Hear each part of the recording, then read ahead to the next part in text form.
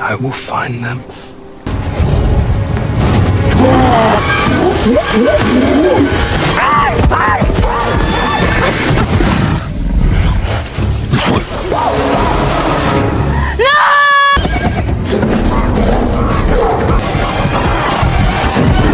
Balik maning bersama SB Movie.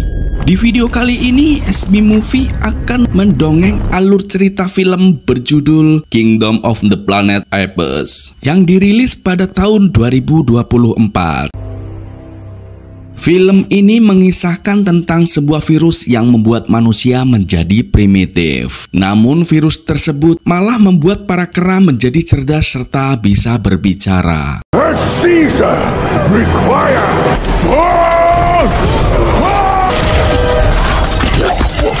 Bagaimana keseruan kisah filmnya? Oke guys, tak perlu berlama-lama. Langsung saja kita sikat alur ceritanya. Ratusan tahun setelah kematian Caesar, bangsa kera terpecah belah menjadi beberapa klan.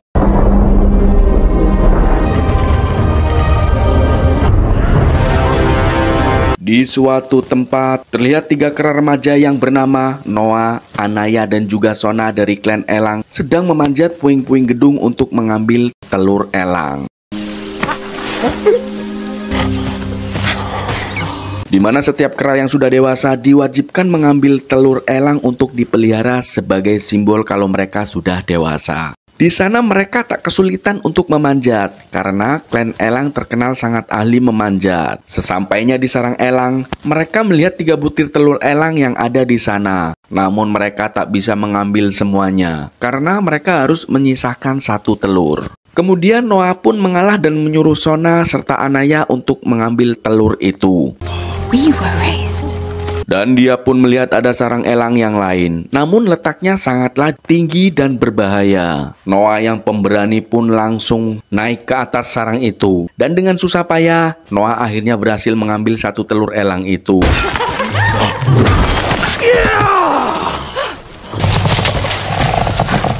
Namun dari atas tiba-tiba induk elang datang hingga membuat Noah kehilangan keseimbangan dan terjatuh. Beruntung saat terjatuh dia masih bisa selamat.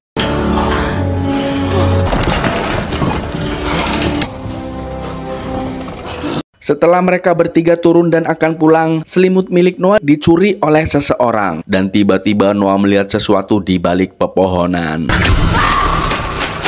Mereka pun mengejar makhluk itu. Mereka kemudian berhenti di depan terowongan. Namun mereka tak berani untuk masuk, karena di balik terowongan itu adalah daerah terlarang. Noah lalu melihat selimut miliknya tergantung di depan terowongan. Anaya lalu mengambil kain itu dan mereka pun pulang.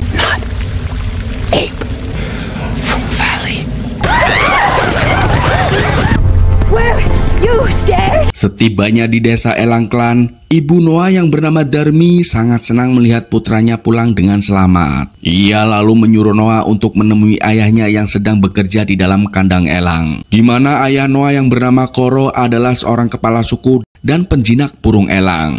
Noah melihat ayahnya yang sedang merawat burung elang kesayangannya, yaitu Eagle Sun.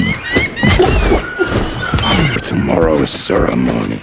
Di saat Noah mendekat, Koro bertanya tentang bau aneh yang ada di selimut milik Noah. Ia juga menuduh Noah telah pergi ke daerah terlarang. Mendengar itu, Noah pun menyangkal. Namun Koro tahu kalau itu adalah bau manusia.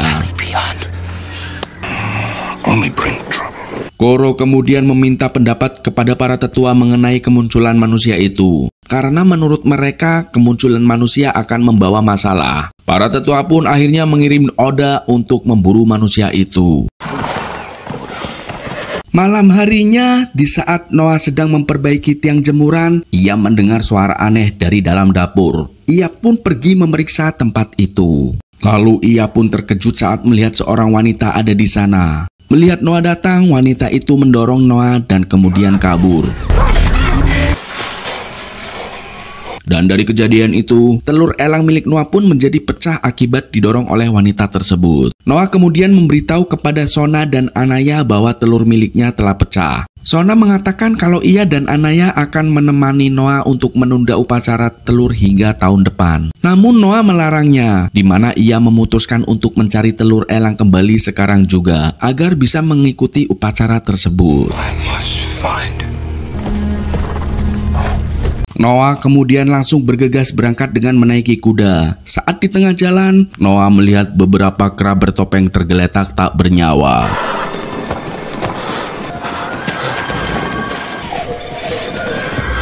Setelah itu dari jauh Noah melihat segerombolan kera bertopeng mendekat. Noah pun langsung bersembunyi di balik semak-semak. Dan rombongan kera bertopeng itu dipimpin oleh kera yang bernama Silva. Kera-kera itu lalu mengambil selimut yang dibawa oleh Oda dan mencium baunya. Menyadari kalau itu adalah bau manusia yang mereka incar, Silva menyuruh anak buahnya untuk memburu manusia itu.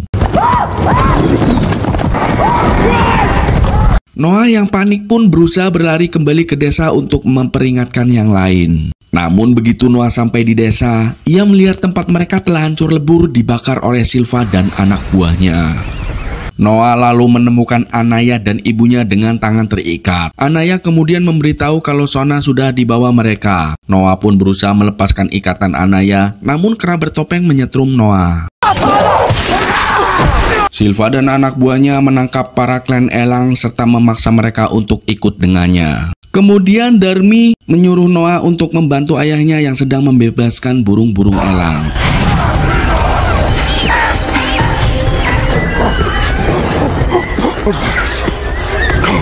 Namun tiba-tiba Silva muncul dan menyuruh Koro untuk tunduk kepadanya. Akan tetapi Koro menolak dan malah menyerangnya. Namun Silva berhasil menyetrum Koro. Noah kemudian melompat menolong ayahnya. Ia pun berusaha menghindari serangan Silva.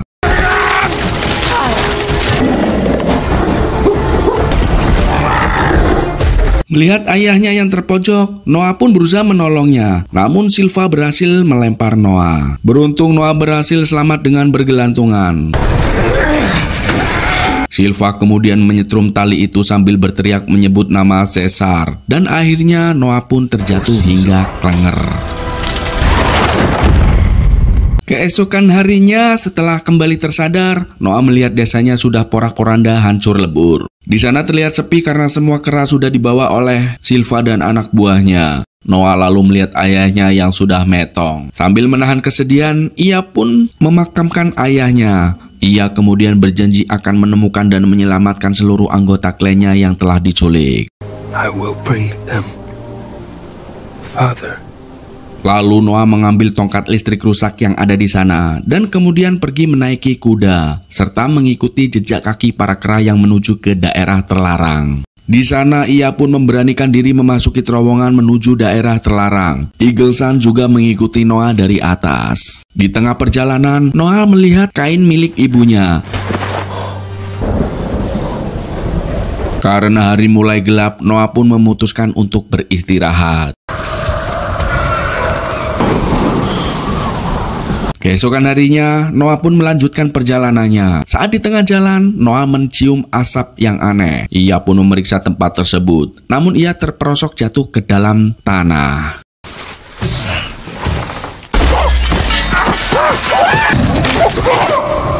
Dan tiba-tiba muncul seekor kera yang mengarahkan tongkat listrik ke arahnya. Dan kera itu bernama Raka, di mana Raka mengira kalau Noah adalah anak buah Silva. Noah lalu menjelaskan bahwa ia bukanlah bagian dari mereka, di mana Noah sedang berusaha mengikuti jejak Silva yang telah menculik klannya. Setelah itu Raka pun mengatakan bahwa Silva juga telah melintas di sini dan juga telah membunuh temannya yang jasadnya kini sedang ia bakar.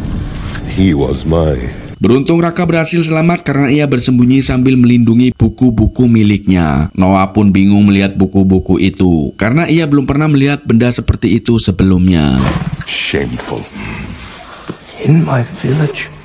Raka kemudian mengatakan kalau lambang-lambang di dalam buku itu memiliki arti, di mana dulu pada masa Caesar, para kera bisa membaca buku tersebut. Mendengar hal itu, Noah pun teringat kalau Silva sempat menyebut nama Caesar. Raka kemudian mengatakan kalau saat ini banyak kera yang salah mengartikan ajaran Caesar. Contohnya adalah Silva serta kaumnya yang memanfaatkan nama Caesar untuk bertindak semena-mena.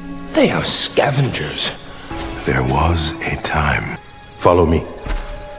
Kemudian di saat Noah hendak mengambil kudanya, mereka melihat seorang wanita yang Noah temui di desanya waktu itu. Noah lalu mengusir wanita itu saat tahu dia mengikutinya. Raka pun memutuskan untuk ikut pergi bersama Noah. Raka kemudian melihat seekor elang terbang mengikuti mereka.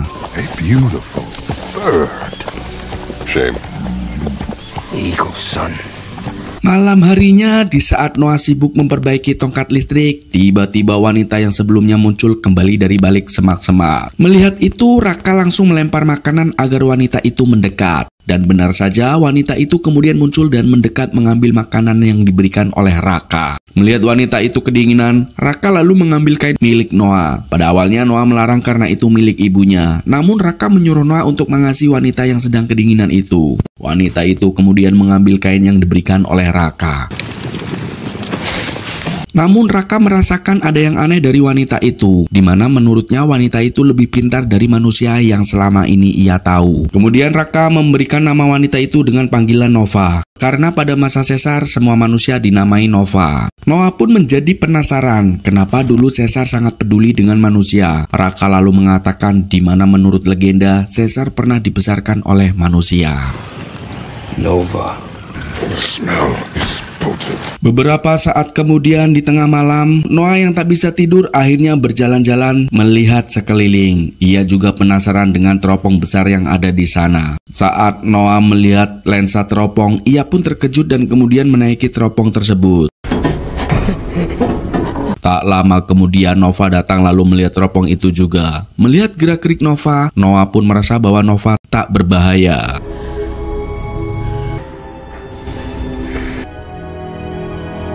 Keesokan harinya, akhirnya mereka juga mengajak Nova untuk melanjutkan perjalanan. Namun di tengah jalan mereka berhenti karena melihat sekumpulan zebra yang sedang minum di pinggir sungai. Dan untuk pertama kalinya bagi Raka dan Noah melihat hewan-hewan itu.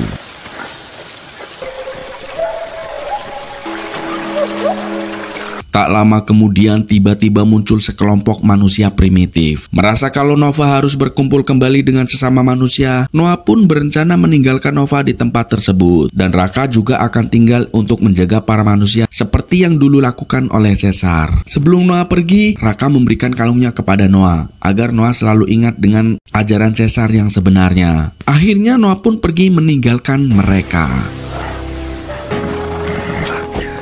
Namun tiba-tiba dari dalam hutan, Silva dan anak buahnya datang. Mereka lalu menangkap semua manusia yang ada di sana. Melihat itu, Nova dan Raka pun langsung kabur.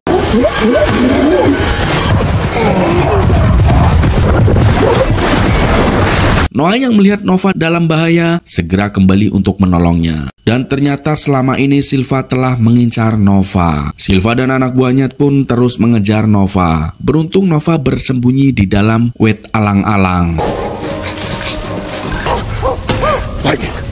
Melihat Noah datang, ia pun bangun dan berteriak memanggil Noah. Nova pun berlari ke arah Noah. Saat Silva mengejar Nova, Noah segera berlari dengan kudanya dan berhasil menyelamatkan Nova. Kemudian anak buah Silva pun mengejar dan menyerang Noah. Raka kemudian datang dan menghantamnya dengan balokan. Setelah itu, Raka pun ikut kabur bersama Noah dan Nova. Shall we continue? Di tengah hutan, Raka pun melepaskan kuda-kudanya untuk mengecoh Silva dan anak buahnya. Noah yang terkejut kemudian memberitahu Raka bahwa ternyata Nova bisa berbicara. Akhirnya Nova pun buka mulut, di mana ia adalah salah satu manusia yang kebal terhadap virus sejak lahir. Dan ia mengatakan bahwa ia bernama May. May lalu menceritakan kalau beberapa hari yang lalu orang tua dan teman-temannya telah dibunuh oleh Silva serta anak buahnya. Dan sebenarnya ia juga tak tahu kemana Silva membawa para kraklen elang pergi. Namun selama ini May hanya diam saja karena demi keselamatan dirinya. Raka kemudian menenangkan May. Ia meyakinkan kalau saat ini May sudah aman bersama Raka dan Noah. We have much Saat sedang beristirahat, Mei melihat Noah berhasil memperbaiki tongkat listrik. Setelah itu mereka pun melanjutkan perjalanan. Saat mereka sedang melewati jembatan, tiba-tiba Silva dan anak buahnya menyerang mereka hingga Mei terjatuh ke sungai yang deras. Beruntung Mei masih selamat karena berpegangan pada jaring. Melihat itu, Raka pun berusaha keras menolong Mei, sedangkan Noah terlihat sedang kesulitan. Di saat Mei berhasil diselamatkan, namun Raka terjatuh. Silva lalu memotong tali itu hingga membuat Raka terseret arus sungai dan tenggelam.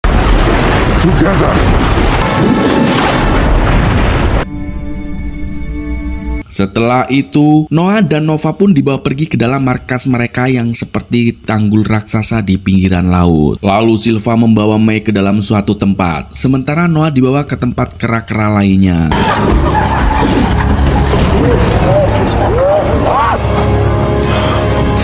Di sana Noah akhirnya bisa berkumpul kembali dengan Sona.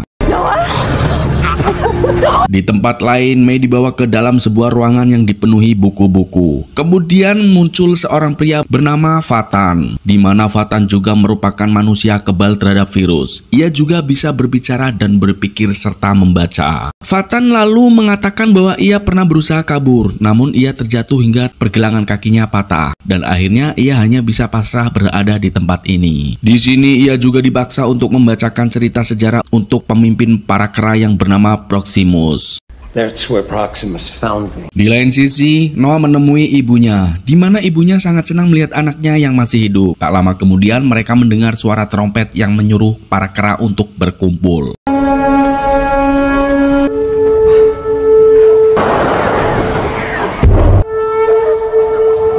Kemudian Proximus datang dan berdiri di atas panggung. Kemudian Proximus menunjuk ke arah pintu besi bunker raksasa yang ada di sampingnya, di mana Proximus yakin bahwa ada harta berharga yang tersimpan di dalam sana. Lalu ia menyuruh anak buahnya untuk membuka pintu itu. Meskipun ditarik dengan sekuat tenaga, namun pintu itu tetap saja tak bisa terbuka.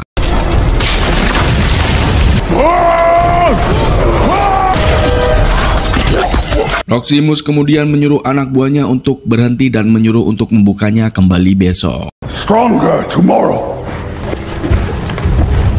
Dan dari jauh, Fatan memberitahu kepada Mei kalau sudah berbulan-bulan lamanya Proximus berusaha membuka pintu bunker itu, namun selalu gagal. Ternyata Mei sudah mengetahui kalau di dalam bunker itu dulunya adalah pemukiman manusia, dan di dalam sana terdapat teknologi serta senjata yang tak boleh diketahui oleh para kera. Mendengar itu, Fatan menyuruh Mei untuk tidak melawan para kera, karena dunia ini sudah terlanjur dikuasai oleh para kera.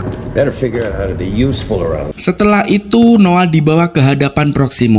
Di ruangan itu, Noah melihat Mei dan Fatan ada di sana. Ia juga melihat Anaya yang menjadi pelayan Proximus. Proximus lalu mengatakan kalau ia sedang berambisi membuka bunker raksasa itu untuk mempelajari isi di dalamnya. Namun Mei mengatakan kalau tak ada seorang pun yang bisa memasuki bunker itu. Proximus lalu menunjukkan peta milik teman Mei yang sudah tewas. Ternyata sebenarnya Mei dan teman-temannya berusaha masuk ke dalam bunker itu untuk mengambil sesuatu yang sangat penting. Namun beberapa saat yang lalu anak buah Proximus tak sengaja membunuh semua teman-teman Mei. Proximus kemudian menyuruh Mei untuk membantunya membuka bunker itu. Namun dengan tegas Mei menolak karena benda yang ada di dalam sana bukanlah milik Proximus. Mendengar itu Proximus pun marah. Ia mengatakan bahwa bunker itu berada di dalam wilayah kekuasaannya. Proximus lalu bertanya kepada Noah, apakah Mei pernah memberitahu tentang cara untuk masuk ke dalam bunker? Noah pun mengatakan bahwa Mei tak pernah mengatakan apapun.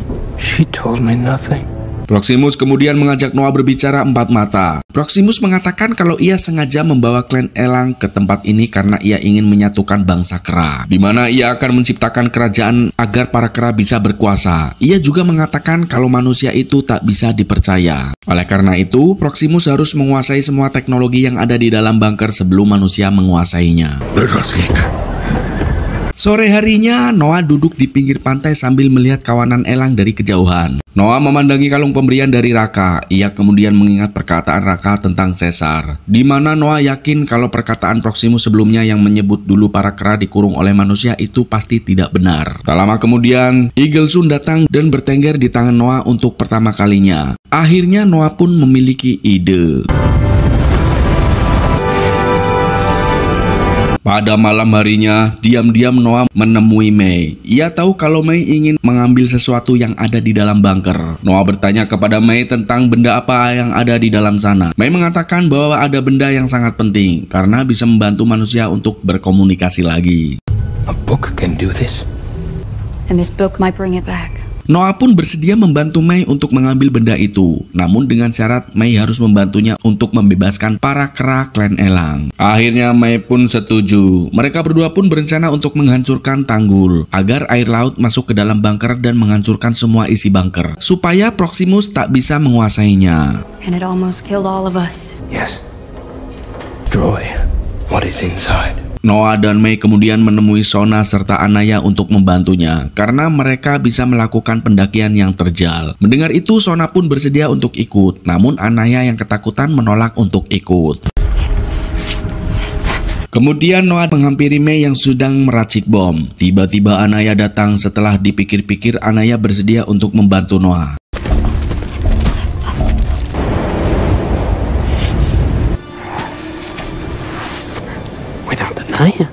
Mereka kemudian memasang bom-bom itu di tanggul. Namun tiba-tiba Fatan datang dan melihat apa yang sedang dilakukan oleh mereka.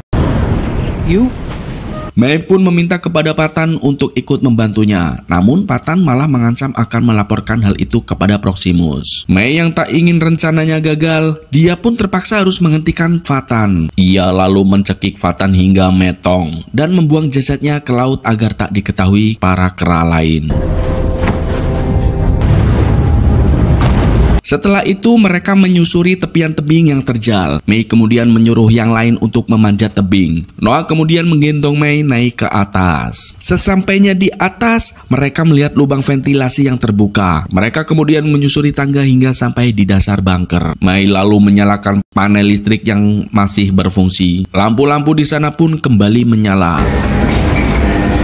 Setelah melihat peta, May menyuruh Noah dan yang lain untuk menunggunya, sedangkan ia akan masuk mengambil sesuatu.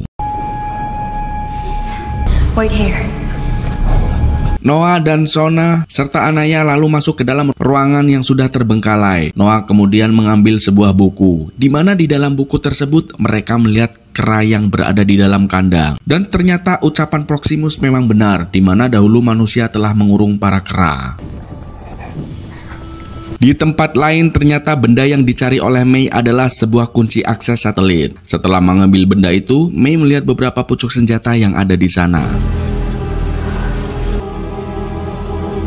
Kemudian May pun kembali dan mengajak Noah serta yang lain untuk membuka pintu bunker di sepanjang perjalanan. Mereka melihat tank-tank yang berjejer. May lalu menyuruh Noah untuk bergerak cepat, di mana Noah harus membawa para kera yang lain ke tempat aman sebelum ia meledakkan tanggul. Namun saat mereka membuka pintu bunker, ternyata Proximus sudah ada di depan sana sambil menyandra Darmi. Proximus lalu menyuruh anak buahnya untuk memasukkan semua kera anggota klan Elang dalam bunker. Di sini Proximus merasa takjub melihat kendaraan-kendaraan tempur yang ada di dalam bunker. Seekor kera lalu menyandera Sona. Proximus kemudian memaksa Noah untuk memberitahu rencana mereka. Karena Noah hanya diam, Proximus pun menyuruh anak buahnya untuk membunuh Sona. Saat Sona akan dibunuh, tiba-tiba terdengar suara tembakan. Dan ternyata May menembak kera yang menyandera Sona hingga metong.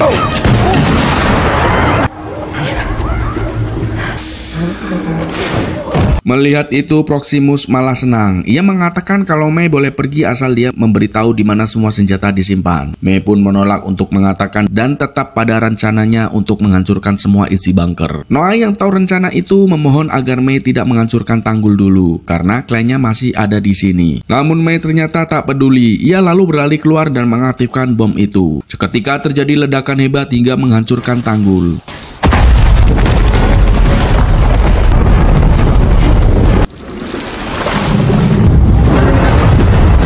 Dan dengan cepat air memasuki bunker. Dari kejauhan May hanya diam saja melihat kejadian itu. Di dalam bunker, Noah berusaha menyelamatkan ibunya dan klannya, di mana mereka harus memanjat ke atas agar bisa selamat. Noah kemudian menyuruh Sona dan Anaya untuk membantu yang lain menuju ke tempat pertama kali mereka masuk. Namun dari belakang tiba-tiba Silva muncul.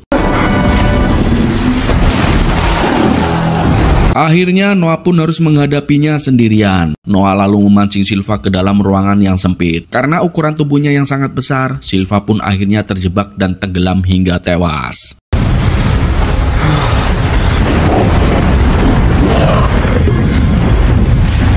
Noah kemudian memanjat untuk menemui semua kera yang sudah sampai di lubang ventilasi. Tiba-tiba Proximus muncul dan menyerang Noah. Proximus pun menghajar Noah bertubi-tubi hingga Noah kewalahan. Di sini para kera tak ada yang berani menolong Noah karena mereka takut dengan Proximus. Noah kemudian melihat banyak burung elang di langit. Ia lalu memanggil burung-burung itu hingga semua kera klan elang mengikuti Noah untuk memanggil para elang tersebut. Eagleson pun datang dan disusul dengan elang-elang yang lain. Para burung elang itu lalu menyerang Proximus hingga terjatuh ke dasar laut.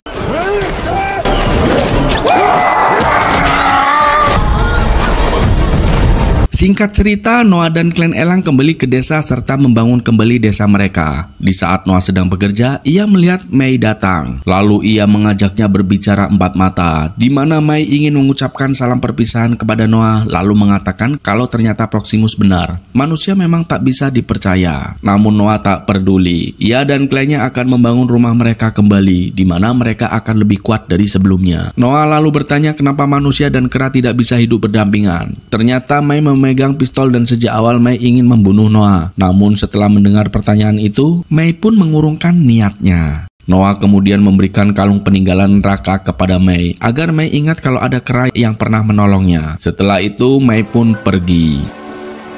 Setelah beberapa hari perjalanan, Mei kemudian masuk ke dalam pemukiman manusia yang kebal terhadap virus. Ia lalu menyerahkan kunci satelit yang ia bawa kepada orang-orang yang ada di sana. Mereka kemudian mengakses satelit dan akhirnya mereka berhasil berkomunikasi dengan kelompok manusia yang lain yang tak terdampak oleh virus.